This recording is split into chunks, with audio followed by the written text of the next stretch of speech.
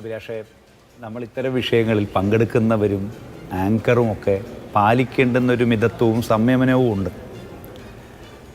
ഇവിടെ എന്തുകൊണ്ടോ പ്രത്യേകിച്ചും ഇലക്ഷൻ്റെ പശ്ചാത്തലത്തിൽ ഈ മതങ്ങൾ തമ്മിലും വിശ്വാസികൾ തമ്മിലുമുള്ള ഒരു സഹവർത്തിത്വത്തെ ബാധിക്കുകയും അത് കളങ്കപ്പെടുത്തുകയും ചെയ്യുന്ന നിലയിലേക്കൊരു ടെലിവിഷൻ ചർച്ച ഒരു കാരണവശാലും മാറരുത്. ഞാൻ സൂചിപ്പിക്കുകയാണ്. രണ്ടാമത്തെ പ്രശ്നം, ഇപ്പോൾ ഒരു വീട്ടിൽ താമസിക്കുന്ന അല്ലെങ്കിൽ ഒരു ഭൂമിക്കുമേൽ സുഖമായി അന്തസ്സോടെ ഉറങ്ങാൻ ആഗ്രഹിക്കുന്ന മനുഷ്യർക്ക് അവൻ്റെ വീടിൻ്റെ മേൽ മറ്റേതെങ്കിലും തരത്തിലുള്ള ഒരു കടന്നുകയറ്റം ഉണ്ടാവുകയോ അല്ലെങ്കിൽ അത് വിൽക്കാനും അതല്ലെങ്കിൽ അതിൽ നിന്ന് ആദായം എടുക്കാനും മറ്റൊരുപാട് തടസ്സങ്ങളും ഉണ്ടായാൽ ഏത് മനുഷ്യനാണെങ്കിലും അതിൻ്റെ പ്രയാസവും ബുദ്ധിമുട്ടും വിവരണാതീതമാണ്. അതുകൊണ്ടാണ് മുനമ്പത്തെ പ്രശ്നം വളരെ ഗൗരവത്തോടു കൂടി തന്നെ ഈ ഗവൺമെൻറ് കണ്ടുകൊണ്ട് അതിന് ശാശ്വത പരിഹാരമുണ്ടാക്കാനുള്ള നിലപാട് ഗവൺമെൻറ് സ്വീകരിച്ചു പോകുന്നത്. ബഹുമാനപ്പെട്ട ഹൈക്കോടതിയുടെ മുന്നിലടക്കമുള്ള വിഷയമായതുകൊണ്ട് തന്നെ അത് പരിഗണിച്ചുകൊണ്ടും അത് മനസ്സിലാക്കിക്കൊണ്ടും മുനമ്പത്തെ സാധാരണ മനുഷ്യരുടെ പ്രശ്നങ്ങൾക്ക് പരിഹാരം ഉണ്ടാക്കും, ഒരു സംശയവും വേണ്ട. പിന്നെ ജിജി ജോസഫ് ഇവിടെ പ്രതിനിധീകരിക്കുന്നത് BJP-യുടേതായതുകൊണ്ട് തന്നെ ജിജി ജോസഫിൻ്റെ വാദങ്ങളിൽ പലയിടങ്ങളിലും ആത്മാർത്ഥതയില്ല. കാരണം അദ്ദേഹത്തിൻ്റെ നേതാവ്, അദ്ദേഹം മുനമ്പം പൗരസമിതിയുടെ പ്രതിനിധിയല്ല, ഈ ചർച്ചയിൽ BJP-യുടെ പ്രതിനിധിയാണ്. ഈ വിഷയത്തെ കേരളത്തിലെ മുസ്ലിം ഹിന്ദു സൗഹാർദ്ദം തകർക്കാൻ ഇന്നലകളിൽ BJP നടത്തിയ പരിശ്രമത്തിന് ആനുപാതികമായി ഇന്ന് കേരളത്തിലെ മുസ്ലിം ക്രിസ്ത്യൻ സൗഹാർദ്ദം തകർക്കാൻ ശ്രമിച്ചുകൊണ്ടിരിക്കുന്ന ഒരു പാർട്ടിയാണ് BJP. ഞാൻ തീർന്നില്ല. അപ്പോൾ അതുകൊണ്ട് ഈ മുനമ്പത്തെ പ്രശ്നം ജിജി ജോസഫെ നിങ്ങളുടെ മാത്രം പ്രശ്നമല്ല, ഞങ്ങളുടെയും പ്രശ്നമാണ്. കേരളത്തിലെ ഇടതുപക്ഷ ജനാധിപത്യ മുന്നണിയും എറണാകുളത്തെ CPIM-ഉം അടക്കം ഈ പ്രശ്നത്തിൽ ശാശ്വത പരിഹാരം ഉണ്ടാക്കാൻ ശ്രമിച്ചുകൊണ്ടിരിക്കുകയാണ്. അതുകൊണ്ട് നിങ്ങളുടെ BJP മാത്രമാണ് ഇക്കാര്യത്തിൽ വലിയ നിലപാട്. നിങ്ങളുടെ രാഷ്ട്രീയം എന്താ? നിങ്ങളുടെ രാഷ്ട്രീയം കേരളത്തിലെ മതസൗഹാർദ്ദത്തെ തകർക്കുക. അതാണ് ഗോപാലകൃഷ്ണന്റെ സ്റ്റേറ്റ്മെന്റ്. അതുകൊണ്ടാണ് ഈ വിഷയത്തിലേക്ക് ശബരിമലയെയും അതോടൊപ്പം അയ്യപ്പസ്വാമിയെയും എല്ലാം വലിച്ചടയ്ക്കുന്നതിന്റെ ലക്ഷ്യം എന്താ? കേരളത്തിലെ മതസൗഹാർദ്ദം തകർക്കുക. പിന്നെ അഭിലാഷ്, ഒരു കാര്യം കൂടി ഇവിടെ ഞാൻ ഊന്നിപ്പറയുന്ന ഒരു കാര്യം, ഇനി നിങ്ങൾ കുറെ നേരമായി വയനാട്ടെ പ്രശ്നം ഇവിടെ നിങ്ങൾ കുറെ സംസാരിച്ചല്ലോ, ഞാനൊന്ന് പറഞ്ഞോട്ടെ. നിങ്ങൾ നീണ്ട നേരം സംസാരിച്ചു. വയനാട്ടിലെ പ്രശ്നം എന്താണ്? ബന്ധപ്പെട്ട രേഖകൾ വെച്ച് നാളെ നിങ്ങൾ 1 മണിക്കൂർ വെച്ചോ, ഞാൻ കാസർഗോഡ് ബ്യൂറോയിൽ നിന്ന് കയറിക്കോളാം. ഞാൻ ഇന്ന് കാസർഗോഡേക്ക് പോവുക. നിങ്ങളുടെ കയ്യിൽ മാത്രമേ രേഖയുള്ളൂ. എന്റെ നിങ്ങൾ നീണ്ട നേരം ചർച്ച അതിന് മര്യാദകളല്ലേ? എന്റെ അഭിപ്രായം പറയട്ടെ. ബന്ധപ്പെട്ട രേഖകൾ എന്റെ പക്കലില്ല. കേരളത്തിൽ എവിടെയൊക്കെയാണ് ഓരോ സംഭവം ഉണ്ടാകുന്നത് ഞാൻ ചലഞ്ച് ചെയ്യുന്നു. നാളെ ചർച്ച ചെയ്യാം. കാസർഗോഡ് ട്രെയിൻ യാത്ര ക്യാൻസൽ ചെയ്ത് കാസർഗോഡ് എന്റെ 8:50 ട്രെയിൻ യാത്ര ക്യാൻസൽ ചെയ്യാം. നിങ്ങൾ ആ രേഖ കൊണ്ടു അല്ല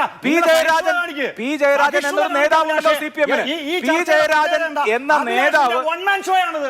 അഭിലാഷിന്റെ വൺ മാൻ ഷോ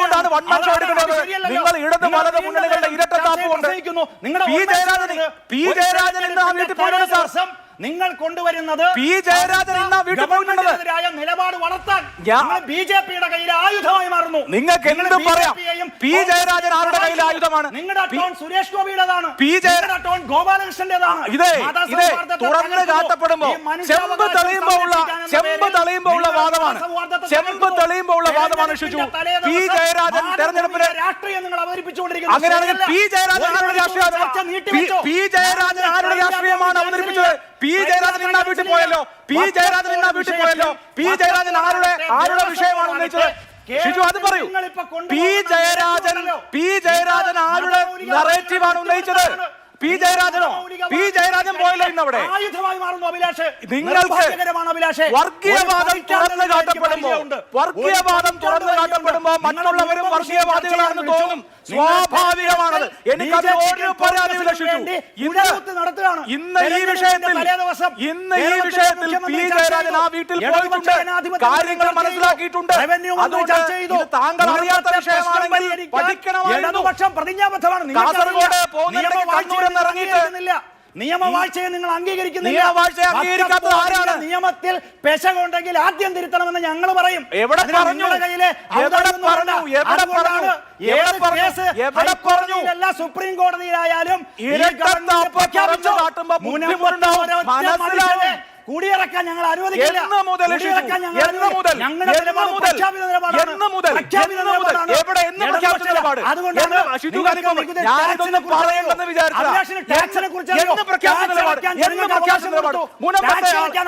മുനമ്പത്തെ ആളുകളെ ഇറക്കി വിടില്ല എന്ന് നിങ്ങൾ എന്ന് പ്രഖ്യാപിച്ച നിലപാട്, ജില്ലാ സെക്രട്ടറി നിലപാട് നിങ്ങൾ എന്ന് പ്രഖ്യാപിച്ചു? ജനങ്ങളോടൊപ്പം നിന്നിട്ടുണ്ട്. പ്രഖ്യാപിത നിലപാട് സംഘടനയെ സമയമില്ല. മുനമ്പത്തെ ആളുകളെ ഇറക്കി വിടില്ല എന്നുള്ളത് ഞങ്ങളുടെ പ്രഖ്യാപിത നിലപാടാണ് എന്ന് ഷിജു ഖാൻ പറയുന്നു. അതിന്റെ ആയുധമായി മാറിക്കൊണ്ടിരിക്കുകയാണ്. തെറ്റാണ് അഭിലാഷ്, തെറ്റാണ്. തകർക്കാൻ നിങ്ങളുടെ ശ്രമം. മുഖ്യമന്ത്രി പറഞ്ഞിട്ടുണ്ട്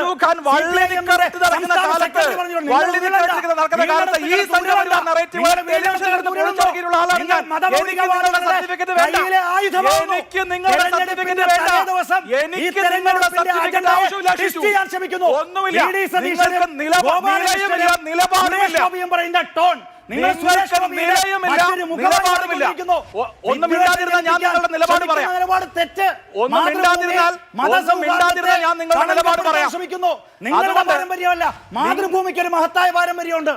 ഈ തെരഞ്ഞെടുപ്പിന്റെ തലേ ദിവസം നിങ്ങൾ കേരളീയ സമൂഹത്തെ തെറ്റിദ്ധരിപ്പിക്കാൻ ശ്രമിക്കുന്നു. ഷിജു ഖാന്റെ പ്രഖ്യാപിത നിലപാട് ഓരോ സെക്ഷന്റെ സമയത്താണ് ഞാൻ പറയാം. ധൈര്യമുണ്ടോ? I challenge you. ധൈര്യമുണ്ടോ? നിങ്ങളുടെ പ്രഖ്യാപിത നിലപാട് എന്തായിരുന്നു എന്ന് പറയാൻ ഒരു നിമിഷം മിണ്ടാതിരുന്നാൽ ഒരു നിമിഷം മിണ്ടാതിരുന്നാൽ നിങ്ങളുടെ നിലപാട് എന്തായിരുന്നു ഞാൻ വിശദീകരിക്കാം. ഒച്ച എടുത്തിട്ടൊന്നും ഒരു കാര്യമില്ല ഷിജു. ഒച്ച എടുത്തിട്ട് ഒരു കാര്യമില്ല. നിങ്ങളുടെ നിലപാട് എന്തായിരുന്നു? ചരിത്രം പറയാം. ഒരു ചരിത്രവും പറയണ്ട. നിങ്ങളുടെ നിലപാട് എന്തായിരുന്നു? നിങ്ങളുടെ നിലപാട് എന്തായിരുന്നു?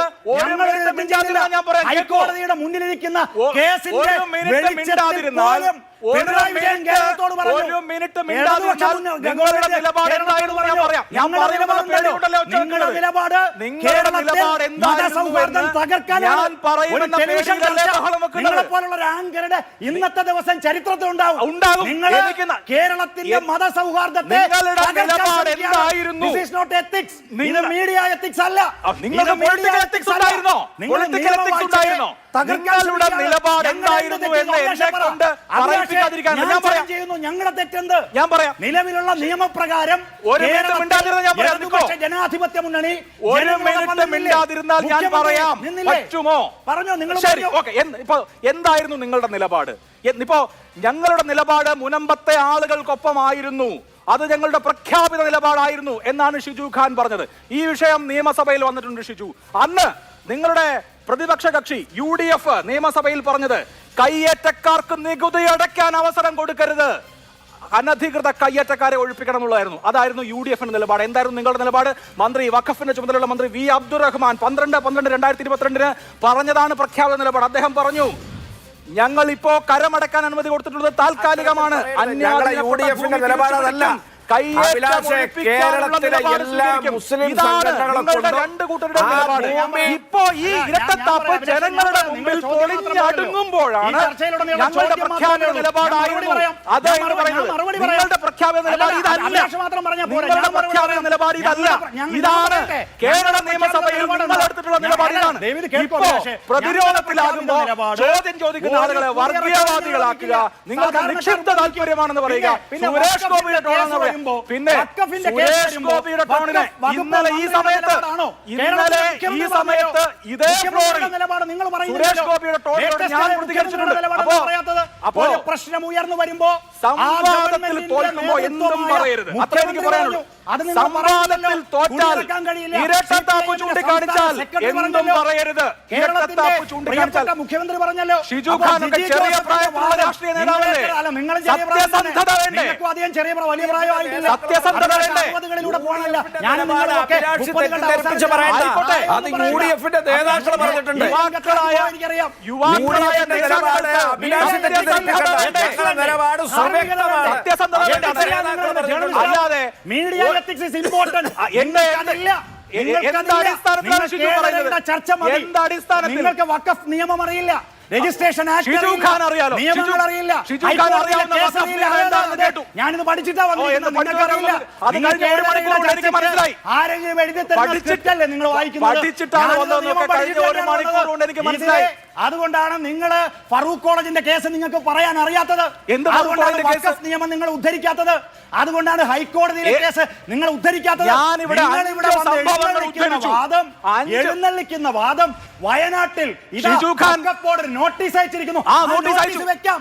ഞാൻ അയച്ചത് അന്വേഷിച്ച് ഷിജു ഖാന്റെ നേതാവ് പി ജയരാജൻ വീട്ടിൽ പോയി. ഷിജു 8 മണിവരെ ഞാൻ തയ്യാറാണ് അഭിലാഷേ. 8 മണിവരെ ഞാൻ ചർച്ച തയ്യാറാണ്. ഇന്ന് 8:50 എന്റെ ട്രെയിൻ പോയാലും കുഴപ്പമില്ല. ഈ എത്തിക്സ് ഇല്ലായ്മ, ധാർമ്മികതയ്ക്കെതിരായ കേൾക്കുന്ന ആളുകൾക്ക് നല്ലതുപോലെ മനസ്സിലാവും ഇരട്ടത്താപ്പ് എന്താണ്, ഇരട്ടത്താപ്പ് എന്താണ് എന്ന് കേൾക്കുന്ന ആളുകൾക്ക് നല്ലതുപോലെ മനസ്സിലാവും. ശ്രമിക്കുമ്പോ മതമൗലികവാദികൾ നിങ്ങൾ കുറെ കാലം കൊണ്ട് ആര് ചോദ്യം ചോദിച്ചാലും ഉടനെ വർഗീയ ചാപ്പ, അതൊക്കെ കാലം കഴിഞ്ഞു പോയി. കേരളത്തിലെ ഹിന്ദുക്കളെയും അതിന്റെയൊക്കെ കാലം കഴിഞ്ഞു പോയി. അതാണ് അഭിലാഷ് കൊടുക്കുന്നത്. ഞാൻ വെല്ലുവിളിക്കാം. തമ്മിലടിപ്പിക്കാൻ ഞാൻ കൊടുത്ത ഒരു ആഹ്വാനം പറയാമോ? നിലപാട് അടങ്ങുമ്പോ വർഗീയത പറയുന്നതൊന്നും അല്ല രാഷ്ട്രീയ പ്രവർത്തനം. മാപ്പ് പറയണം. കുറച്ചുകൂടി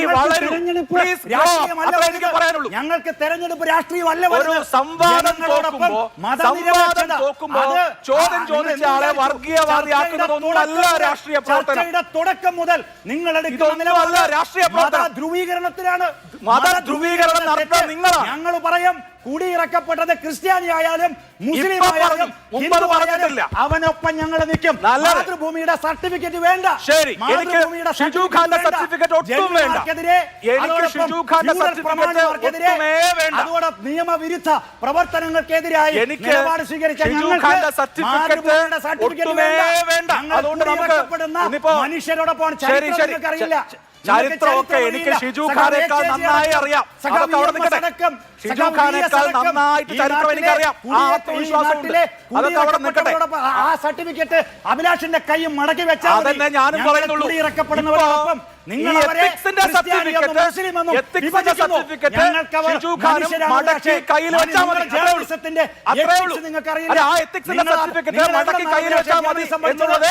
എവിടെന്നാണ് ജേർണലിസം നന്നായിട്ട് അറിയാം. എത്തിക്സിന്റെ ക്ലാസ് കയറിയിട്ടില്ല. നിങ്ങൾക്ക് എത്തിക്സ് അറിയില്ല. എന്റെ എത്തിക്സിനെ ഷിജു ഖാന്റെ സർട്ടിഫിക്കറ്റ് വേണ്ട. ഷിജു ഖാന്റെ എത്തിക്സിനെ കുറിച്ച് ഞാൻ തിരിച്ചു പറയുകയുമില്ല കേട്ടോ. എന്റെ എത്തിക്സിന് ഷിജു ഖാന്റെ സർട്ടിഫിക്കറ്റ് വേണ്ട. രണ്ട് ഷിജു ഖാന്റെ എത്തിക്സിനെ കുറിച്ച് ഞാൻ പറയുകയില്ല. ഒരു നിരപരാധിയെയും ഒരു സാധാരണ മനുഷ്യരെയും ഞങ്ങൾ അത്രയെങ്കിലും ആവട്ടെ. രാജ്യത്തെ അത്രയെങ്കിലും ആവട്ടെ.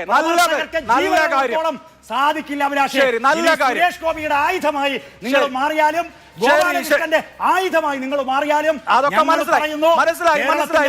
പറഞ്ഞു, റവന്യൂ മന്ത്രി പറഞ്ഞു, നിയമമന്ത്രി പറഞ്ഞു, സാധാരണക്കാർക്കൊപ്പം ഞങ്ങൾ ഉണ്ടാവും. തെരഞ്ഞെടുപ്പിന് വേണ്ടിയുള്ള രാഷ്ട്രീയം എന്തായാലും ഇപ്പോഴെങ്കിലും നിങ്ങൾ ആ ജനതയ്ക്കൊപ്പമുണ്ടല്ലോ. ആ മനുഷ്യർ ടി വി കാണുന്നുണ്ടെങ്കിൽ അവർക്ക് ആശ്വാസമാവട്ടെ. പോയതിനേക്കാൾ കൂടുതൽ മുനമ്പം കണ്ട ആളാണ്.